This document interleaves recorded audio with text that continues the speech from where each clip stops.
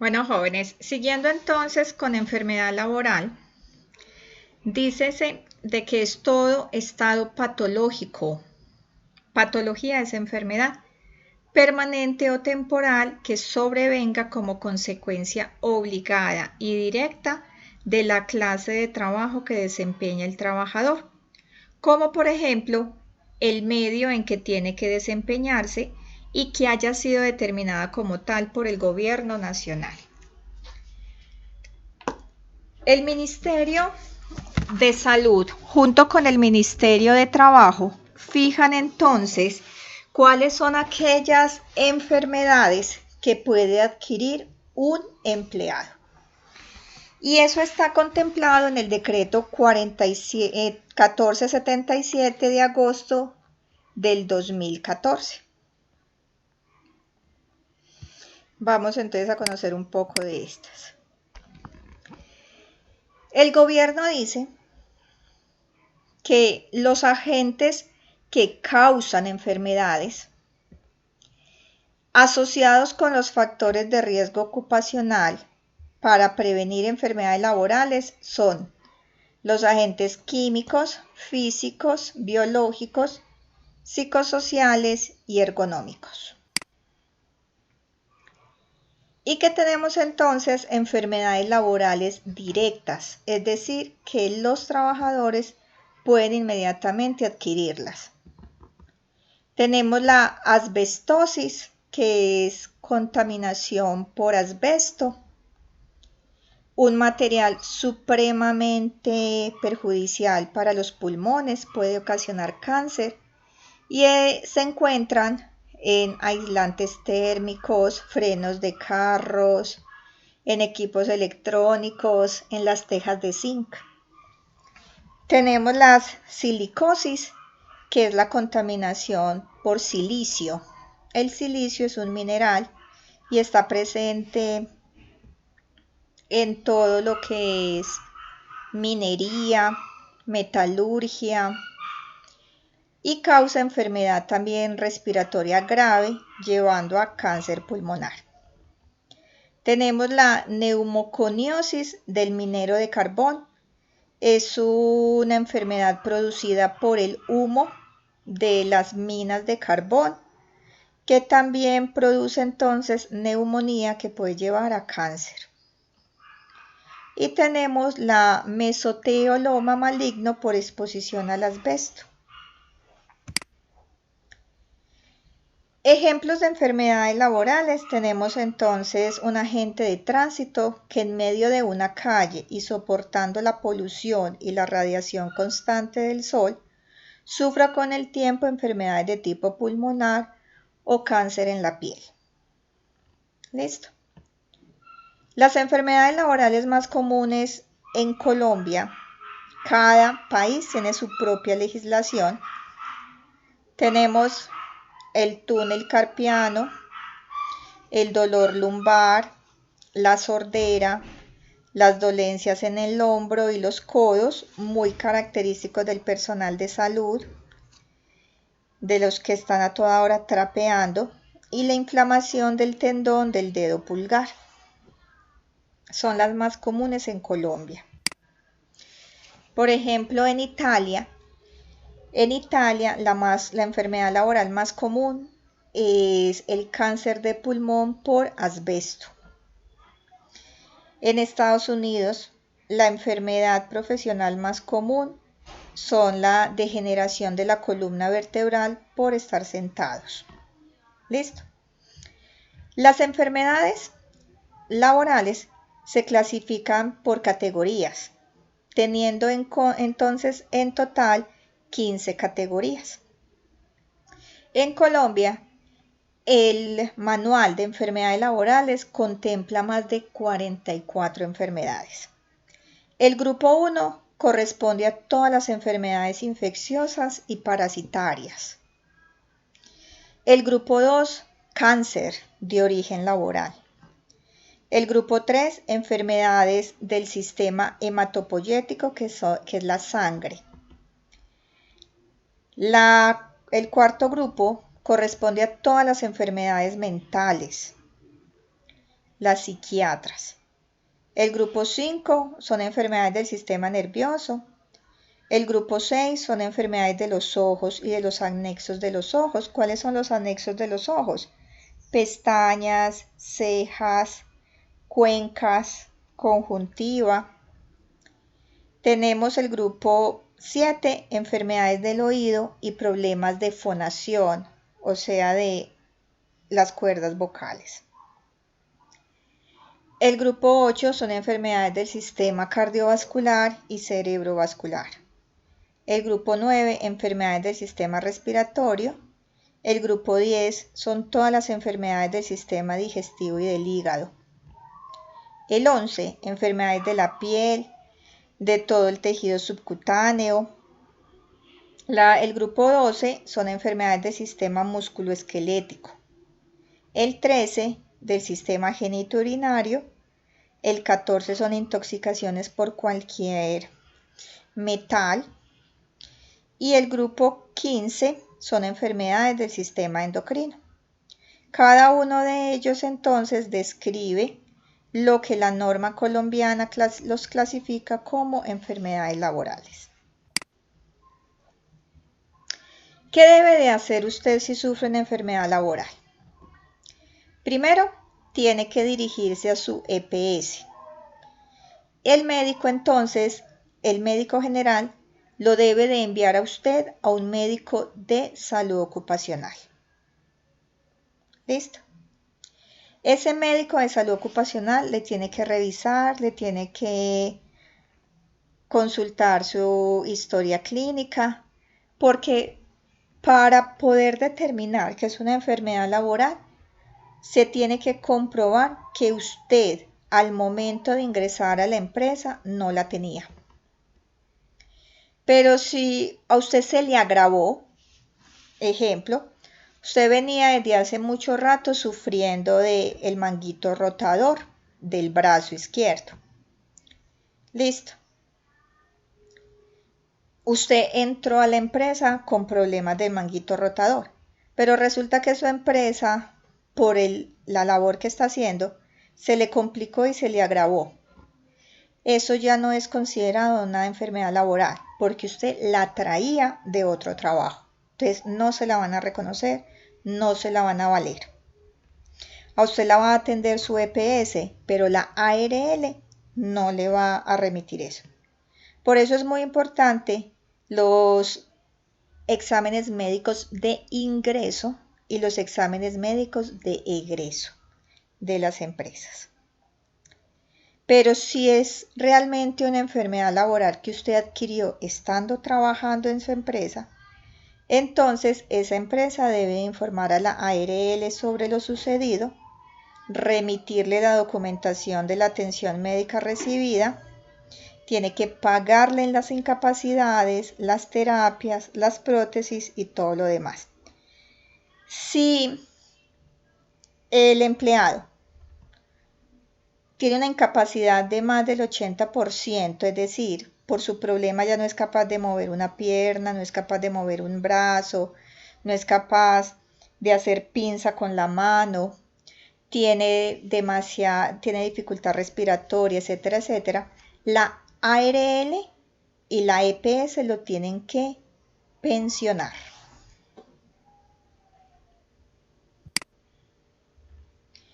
¿Cómo se cataloga una enfermedad laboral? Entonces, para catalogarla tienen que existir elementos básicos que la diferencien de una enfermedad común. Por eso las ARL tienen que investigar primero que sí se trata de una enfermedad laboral. Yo conozco personas con enfermedades laborales que las pensionan desde los 25 años, desde los 30 años, y es para toda la vida. Por lo tanto, las ARL tienen que estar muy seguras de que realmente existen elementos que la diferencian. Uno de esos elementos son los agentes.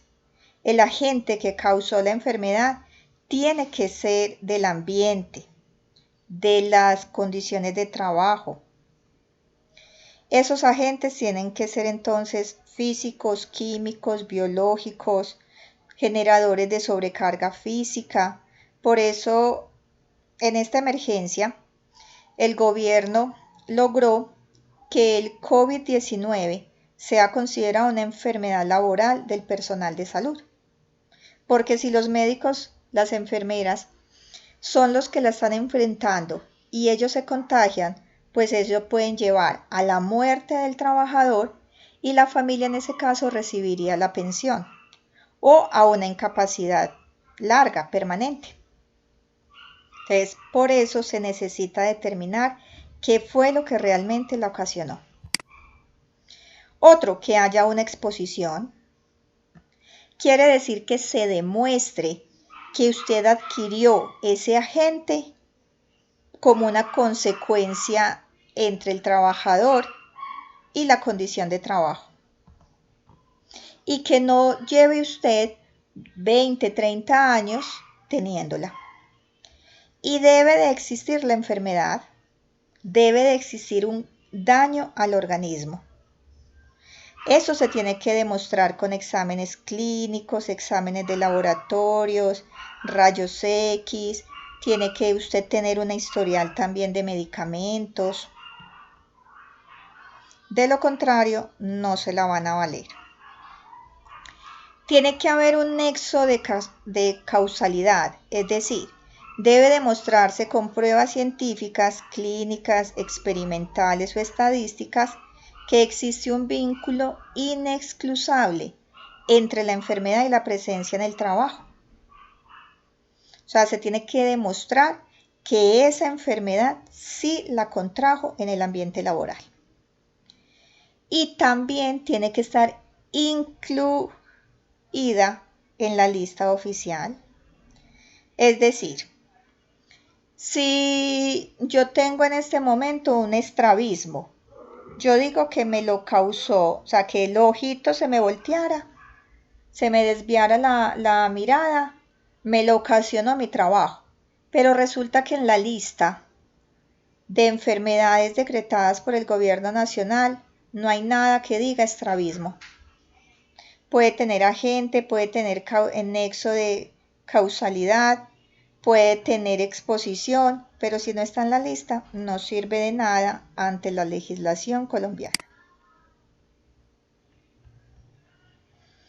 Listo.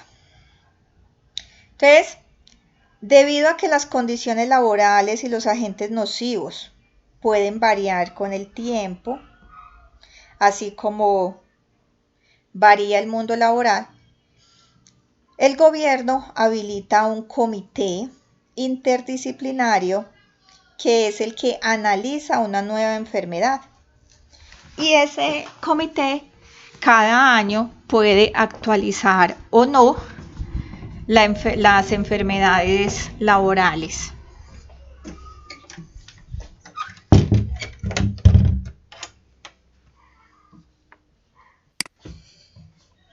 Lo mismo, las enfermedades laborales deben de ser reportadas en el formato del FURAT. Debe de ser investigadas. Muy bien. ¿Cómo prevenir entonces enfermedades laborales y accidentes de trabajo?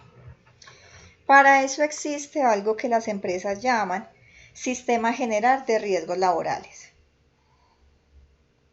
cuyo fin es prevenir, proteger y atender todos los efectos de las enfermedades y los accidentes que pueden sucederles con ocasión o como consecuencia de su trabajo. ¿Cómo se califica una enfermedad laboral? Se tienen que hacer exámenes médicos de ingreso. Tiene que haber un concepto de salud ocupacional de la ARL. Tienen que haber exámenes periódicos ocupacionales. Se tienen que calificar los cargos. Tiene que haber una historia clínica que soporte la enfermedad y tienen que haber exámenes, obviamente, ya realizados por su EPS, no de ingreso, sino exámenes constantes. ¿Cómo se califica el accidente de trabajo? Tiene que haber una historia clínica o el resumen de la atención que usted acaba de recibir, antecedentes suyos y el diagnóstico definitivo. Exámenes médicos, tiene que existir el reporte de accidente laboral, tiene que existir exámenes de ingreso a la empresa, tiene que haber una certificación de cargos y labores desempeñadas, constancia de que a usted sí le dieron los elementos de protección personal.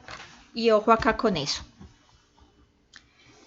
Si usted es un empleado que apenas empezó hoy a la empresa, que no lo capacitaron y a las 5 horas sufre un accidente laboral, se le va hondo a esa empresa. La ARL no le va a pagar eso a la empresa. Lo tiene que pagar el dueño de la empresa. Entonces se le va hondo porque vale un ojo de la cara. ¿Listo? Pero, ojo pues con esto. Resulta que usted trabaja en una cortadora de madera. A usted lo han capacitado constantemente, a usted le han dado los guantes metálicos, le enseñaron a operar y usted sufrió un accidente. Justo el día que a usted no le dio la voluntad de ponerse el guante. No se lo van a pagar. ¿Listo? Si la ARL, haciendo la investigación, llega a esa conclusión, a usted sí lo van a atender. Lo va a atender la amputación, lo va a atender la EPS. Pero a usted no lo van a indemnizar porque usted incumplió el uso de elementos de protección personal. Por eso siempre tiene que haber un certificado de cargos, certificado de labores, de desempeño, certificado de que usted sí recibió la dotación y los elementos de protección personal. ¿Listo? Y también tiene que, para hacer un accidente de trabajo, tiene que someterse a lo que digan las normas de salud ocupacional.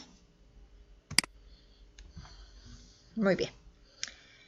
Un accidente de trabajo, jóvenes, es una cosa muy costosa, demasiado costosa. Me explico. Si yo pierdo a mi papá porque quedó atrapado en una máquina de la empresa donde trabajaba y mi papá murió, yo como familia demando a la empresa. Entonces la empresa no solamente tiene que reconocer la muerte de mi papá, sino que me tienen que dar sustento por muchos años, porque mi papá era la fuente de ingreso de mi familia. La pensión de mi papá me la tienen que dar a mí, junto con la pensión a mi mamá. Entonces las empresas realmente les sale muy costoso no estar asegurado, como ya les había dicho. Una persona puede sufrir una enfermedad laboral a los 25 años y acuérdese que nosotros las mujeres, según el medio colombiano, nos pensionamos a los 57. Entonces cuenten, de 25 a 57 años, ¿cuántos años restan para que la empresa le siga pagando y pagando y pagando la pensión? Por eso, una empresa inteligente, unos dueños inteligentes, lo que hacen es, primero, cumplir la norma, afiliar a todos sus empleados a la ARL, porque en caso de estos accidentes y enfermedades, pues la ARL es la que paga, porque yo le estoy pagando mensualmente a ella. Y lo otro, si yo no quiero que mis empleados se me accidenten, se me enfermen, pues monto condiciones de salud favorables. Y esas condiciones de salud son 3 programas, bueno, de hecho son 4 programas, supremamente fáciles de hacer y que me disminuyen esos peligros. Se llaman medicina preventiva, medicina del trabajo, programa de higiene y programa de seguridad industrial. Vamos a ver entonces cada uno de ellos. La medicina preventiva, como su nombre lo dice, es prevenir, anticiparse a la aparición de enfermedades. La medicina preventiva entonces evitan riesgos de tipo biológico. ¿Listo? ¿Qué tengo que hacer? Entonces, un programa de prevención de riesgo cardiovascular, tener primeros auxilios y sus brigadas, tener botiquines y saberlos manejar, exigirle a mis empleados vacunación, Si yo soy una empresa que corta hierro, poner extractores de todos esos humos metálicos para poder que ninguno de mis empleados les dé cáncer de pulmón. Contratar higienistas orales, hacer una campaña de higiene oral. Fomentar estilos de vida y trabajos saludables. Ofrecerles a mis empleados charlas educativas, programas de bienestar, actividades recreativas. Capacitar a mis empleados. Es que con el solo hecho de la capacitación y la inducción, yo aseguro que esa persona va a saber manipular una máquina y no se va a hacer daño. Entonces, lo anterior que era medicina preventiva es evitar que sucedan enfermedades. Pero acá entonces tenemos la medicina del trabajo, que es ya atender las enfermedades que se presentan. ¿Cómo las atiendo? Hago protocolos para los sistemas de vigilancia epidemiológica. Entonces, le pido constantemente a mis empleados el carnet de vacunas y lo mantengo actualizado. Eso, por ejemplo, es lo que hace el sector salud. Muchos dicen, ¿y por qué me tengo que vacunar? ¿Y qué pereza? Porque si usted llega al sector intrahospitalario, usted va a tener un riesgo biológico impresionante. Usted va a tener un ambiente altamente contaminado. Va a tener tuberculosis, neumonía, tétanos por todos lados de la institución. Si a usted no se le piden las vacunas, entonces ¿qué hace? Usted se va a enfermar. Y si usted se enferma, yo como su jefe lo tengo que pagar. Entonces me sale más barato decirle, ¿usted quiere trabajar acá en el Pablo Tobón? Sí, yo quiero trabajar en el Pablo Tobón. Bueno, venga vacunado. No, es que yo no me quiero poner las vacunas. Yo no lo contrato. Entonces, mucho cuidado para eso. Listo. Tenemos entonces prevención de lesiones osteomusculares. ¿Cómo las prevengo? Pausas activas. Párese, brinque, camine, juegue. Porque por eso es que las personas de seguridad y salud en el trabajo pasan por nuestros puestos de trabajo a decirnos, hagan el favor, y se paran. ¿Listo? Riesgos psicolaborales, los comités de convivencia laboral. ¿Usted tiene problemas con su jefe? ¿No es capaz de resolverlo? Venga, cuéntenoslos. Acompañamiento psicológico. ¿Listo? Protección contra radiaciones ionizantes, trajes especiales. Conservación auditiva, conservación visual y conservación pulmonar, elementos de protección personal. Tapa oídos, monogafas, filtros tapabocas, manejo de organofosforados. Quiero que mis empleados sean buenos y que estén saludables. Hay muchas empresas que tienen una enfermera. Hay muchas empresas que tienen consultorios médicos. Por ejemplo, Sofasa. Sofasa tiene consultorios médicos. Que usted necesita una cita médica, o no tiene que ir a su EPS. Vaya al consultorio que queda abajo en el primer piso y el médico de la empresa lo revisa. Eso se llama medicina de trabajo. Otro programa supremamente importante es la seguridad industrial. Y se llama seguridad industrial a todo ese conjunto de elementos que tenemos para prevenir, ojo, accidentes de trabajo. ¿Yo qué necesito? Entonces miremos la foto de arriba. Esto es un sector intrahospitalario. Necesito campos estériles, guantes, bata quirúrgica, monogafas, tapabocas, gorros y ropa obviamente quirúrgica. Si yo no tengo esos elementos, yo me voy a enfermar. Si yo no tengo guantes, muy seguramente con una hoja de bisturí, con una punta de diamante, un circonio, me voy entonces a cortar.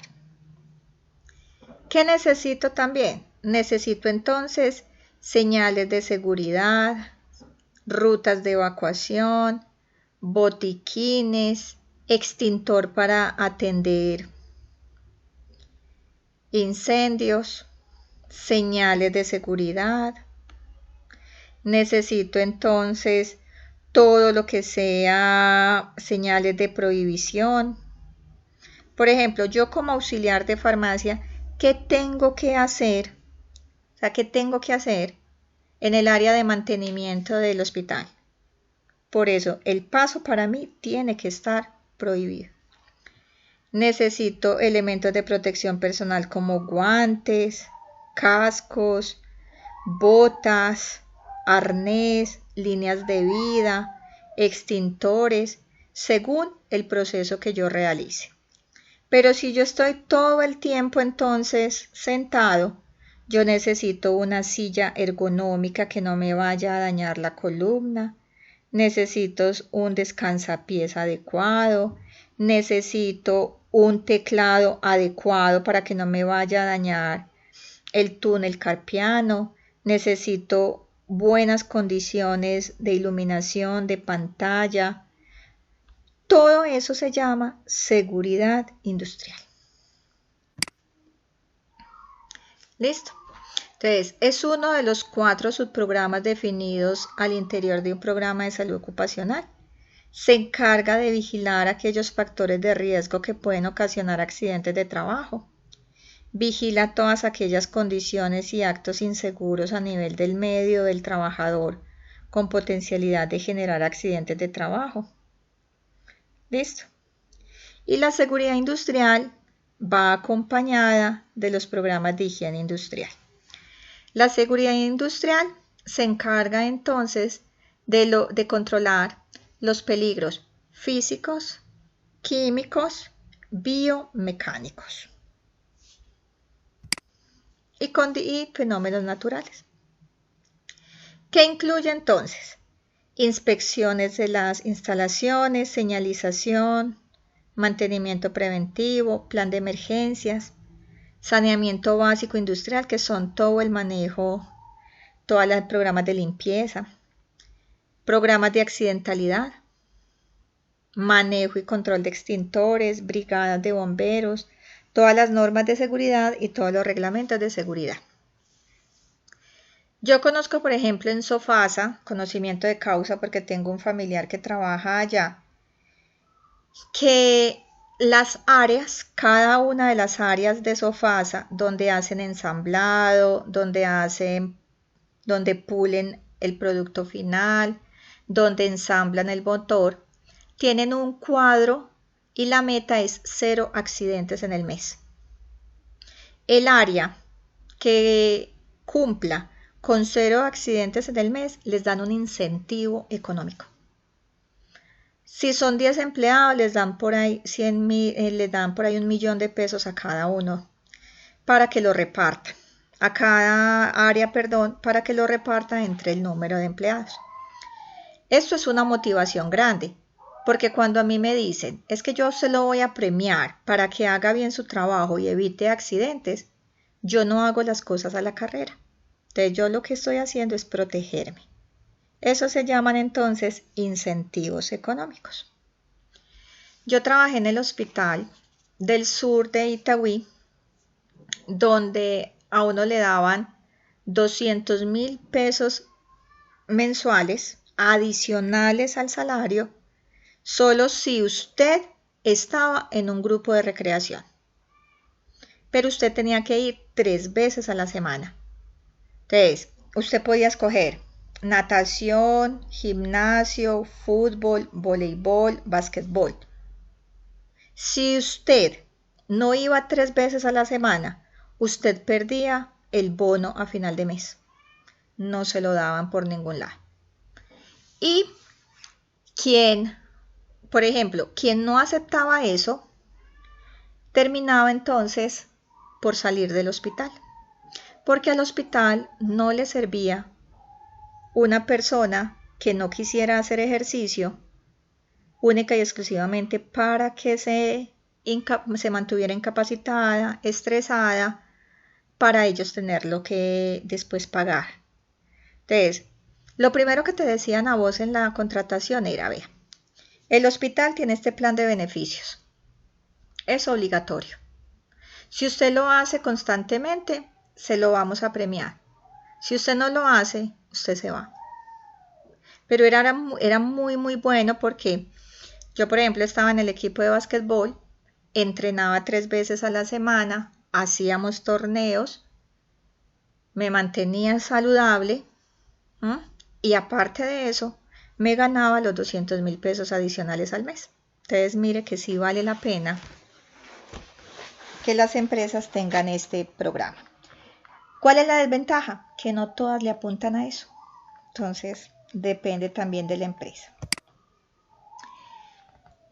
Tenemos entonces el programa de seguridad y salud ocupacional. Apunta entonces a que tenemos que hacer panorama de factores de riesgos.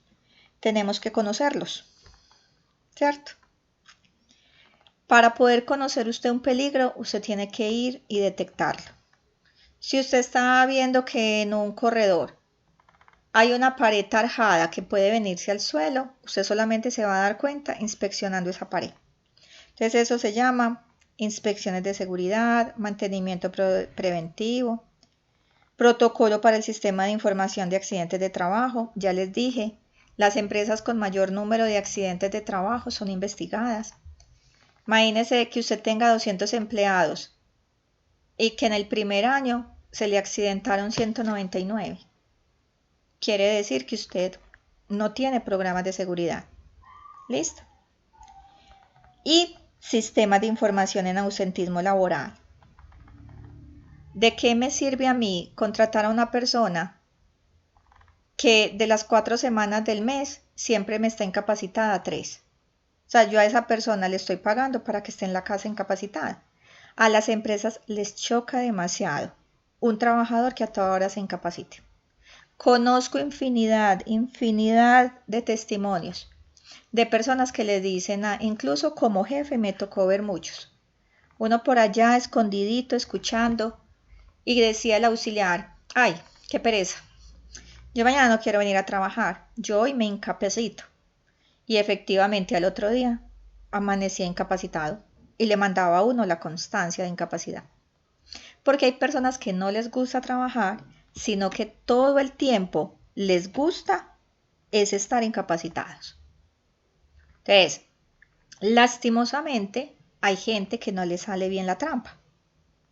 Y también me tocó despedir a muchos, siendo la jefe de los servicios farmacéuticos, porque resulta y sucede y acontece que los mismos compañeros lo delataban.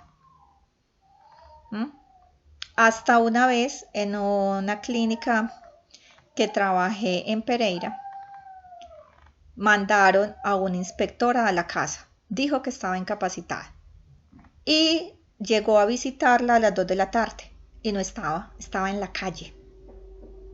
La esperó y se demoró 2 horas y media para llegar. Nunca supo explicar por qué estaba haciendo en la calle. Y la mamá lo primero que le dijo a la inspectora fue, no, ella no está incapacitada. Ella dijo que hoy no tenía que ir a trabajar. Entonces, conclusión, tenía un médico que era amigo de ella y le estaba haciendo la segunda.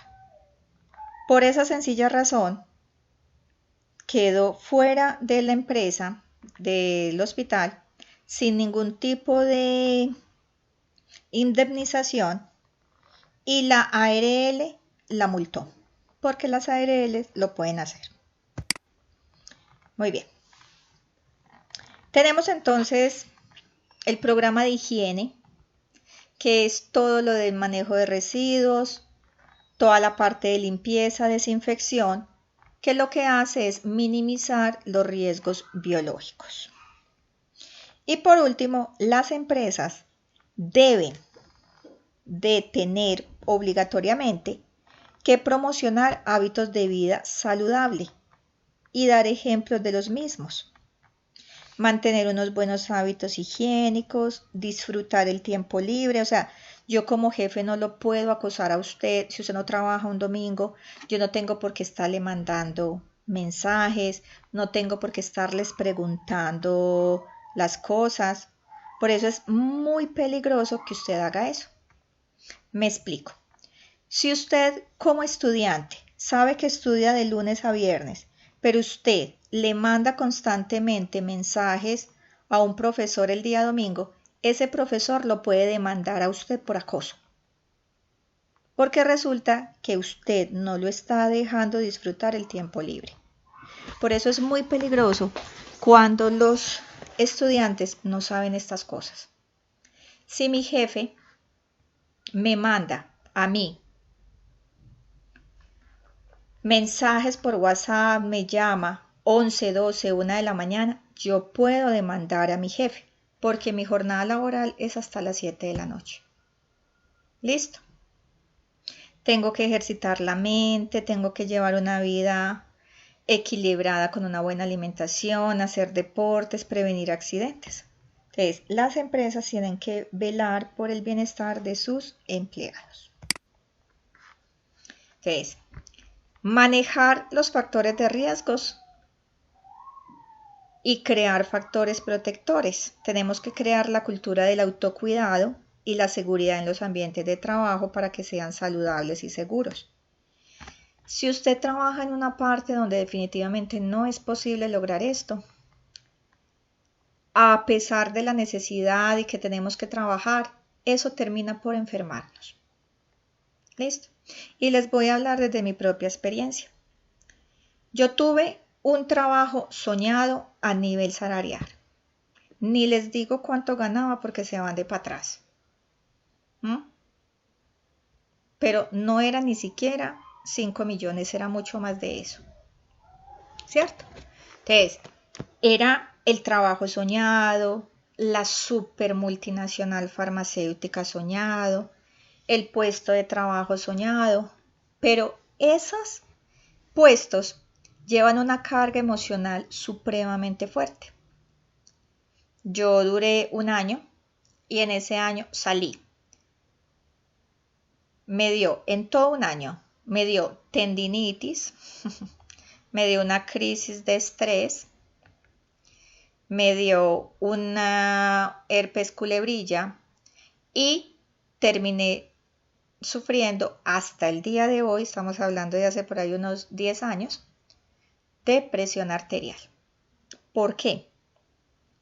Porque era un trabajo muy bueno salarialmente, muy bueno, pero no habían ambientes de trabajo saludables, porque se manejaba un estrés impresionante. Desde la gerencia, la señora de la cafetería, el portero, todos manejábamos unos niveles de estrés impresionante. Entonces, a veces uno tiene que sacrificar el dinero para poder llegar a un ambiente de trabajo donde realmente uno se sienta feliz. Porque si no, empiezan las enfermedades. Y lo malo es que las enfermedades son para toda la vida, mientras que un trabajo no. ¿Listo?